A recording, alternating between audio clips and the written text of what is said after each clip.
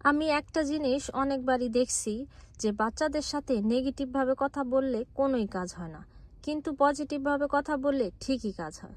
যেমন ধরেন, আপনি যদি আপনার বাচ্চারে বলেন যে তুমি যদি এখন পড়তে না বসো তাহলে কিন্তু তোমারে আমি চকলেট দিব না, তাহলে কিন্তু কোনোই কাজ হবে না। কিন্তু আপনি যদি বলেন যে তুমি যদি এখন পড়তে বসো তাহলে তোমার আমি 2টা চকলেট দিব, তাহলে দেখবেন ঠিকই কাজ হবে। আজকে আমি ওদেরকে রেস্টুরেন্টে নিয়ে আসছি খাওয়াবো বলে। তো ওদেরকে আমি বলছি যে যদি তোমরা আজকে ভালোভাবে থাকো, ভালোভাবে খাওয়া দাওয়া করো, তিনজনে যদি ঝগড়া না করো, চিল্লাচিল্লি বা দৌড়াদৌড়ি না করো, তাইলে তোমাদেরকে আমি আবারও রেস্টুরেন্টে নিয়ে আসবো। তো আমার এই কথাতে কিন্তু কাজ হয়েছে, মানে ওরা ঠিকমতো খাওয়া দাওয়া করছে, প্লাস অত দুষ্টামিও করে নাই। আর এর আগে আমি ওদেরকে একবার রেস্টুরেন্টে নিয়ে গেছি।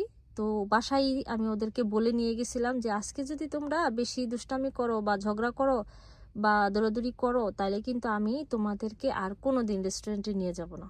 সেই কথায় কিন্তু কোনো কাজ হয়নি। তারা ঠিকই তাদের মতো দুষ্টামি করছে, দৌড়াদৌড়ি, মানে বাচ্চারা যেরকম করে সেরকম। তো এইটা কিন্তু আমার খুব কাজ হয়।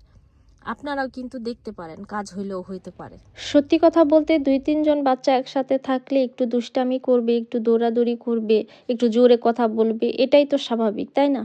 কিন্তু ওদেরকে ছোটবেলা থেকেই তো শেখাতে হবে যে কিভাবে কোন পরিবেশে থাকতে হবে। তাছাড়া জাপানে না একটু মানে ওরা চুপচাপ থাকতে পছন্দ করে, সবসময়ই দেখি এটা।